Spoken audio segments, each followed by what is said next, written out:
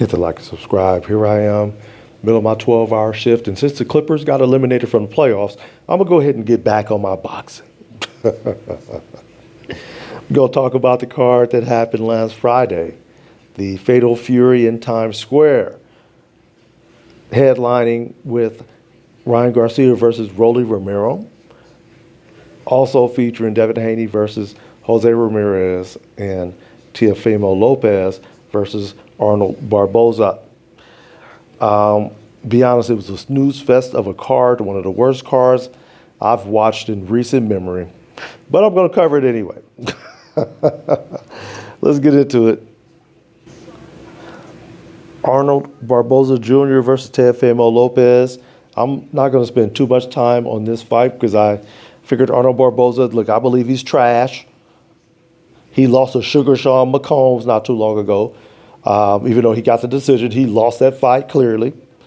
So figured Teofimo was going to go ahead and get this fight, and he did by a wide margin in a snooze fest of a fight. All right, so Teofimo, congratulations. We'll see what they got cooking up for you in the future. So the next fight, Devin Haney versus what was it, Barboza? Ramirez. They screwed it up. It says Haney versus Barboza right now. It was Ramirez. He fought Jose Ramirez, and I was curious to see what Devin was going to look like, his first fight since the Ryan Garcia fight. They claim he'd been in the lab. He was working on some things. He came out, looked mad jittery, hesitant to throw, and that's understandable. You know, you get hurt in your previous fight. You know, a lot of times you are going to be hesitant to throw. But here's the problem. Why didn't he get a tune-up? He should have took the tune-up. What in the world did it take him a year to get back into the ring for? Why? Get yourself a tune-up or two. Work the kinks out. Get your confidence back so that you don't look like this when you get back in the ring. And with all that being said, he won the fight going away. Jose Ramirez did nothing. Nothing. And this version of Devin Haney gets beat by a lot of people. He's got to work the kinks out, and he's got to get his confidence back. He still don't have his confidence. I would get him. He didn't take a lot of punishment. I'd get him out within a couple months. Get a tune-up, please. Please get a tune-up. Please get a tune-up. Because, the way it was set up, if he won this fight, he was going to get the Ryan Garcia fight, right? Rematch. But Ryan had to win this fight. And that you see the headliners. Tail of the tape. Ryan Garcia versus Rollie Romero. There's no way in the world Ryan Garcia is a half an inch taller than Rollie Romero. That's a lie. But that's a definite lie. But Ryan Garcia ran into issues, as you can clearly see there. He got hit with the hook, the left hook of Rollie Romero, and he actually doubled it up and got the knockdown on Ryan Garcia. And from that point on, Ryan Garcia was hesitant to throw.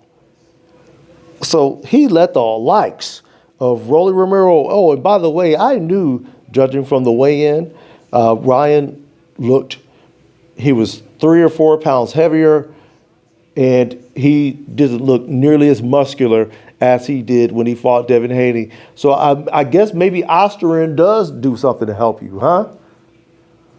That's why you took it, yeah? And I had a bunch of clowns in my comments who were, when I made videos about this, who were telling me that I was a hater, that I was some sort of Devin Haney fanboy channel.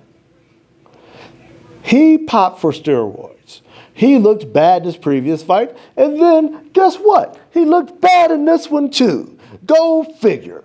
He looked like a human wrecking machine against against Devin Haney, and he comes into this fight. He looks like hot garbage. And as you can see, Devin and Bill Haney watch on as they have a fight on the line, which was already agreed to. Terms were agreed so that they can get that rematch popping later on this year. But Rollie Romero had other plans as he beats Ryan Garcia. So for all of y'all that says Ostarine doesn't help you, yada, yada, yada, well, looky here. He lost to Rollie Romero. I don't want to hear any nonsense about it ever again. I know his fanboys is still going to attempt to defend him. Ain't no defending this nonsense. He's a fraud. And again, he looked like a human wrecking machine in that Devin Haney fight. And I wonder why. Pot for PEDs came in well over the agreed weight. Didn't even try to make the weight. And you see the results in his next fight. You see them, all right? So at the end of the day, this card was a dud. Every fight was trash. Not a good fight on it. At least the main part of the card. Devin Haney, again, got some things he got to work through. Ryan Garcia needs to look himself in the mirror. And now Rollie Romero can go ahead. Maybe he could get the rematch with Sugar Barroso. The 40, whatever year old, however old he is, he can get that fight cracking with him. That would sell some tickets. Anyway, let me know what you guys think of the card. Was this one of the worst cards in history? To me, it was. You got a bunch of guys they got overpaid and underperformed. That's what you got in my opinion. Well, let me know what you guys think. How do you like Teofimo, Devin, and Ryan? Where does Ryan Garcia go from here? There's a lot of questions to be asked coming off the heels of this card. So like I said, hit that like, subscribe. We're going to keep the boxing content coming. And until next time, I'm out.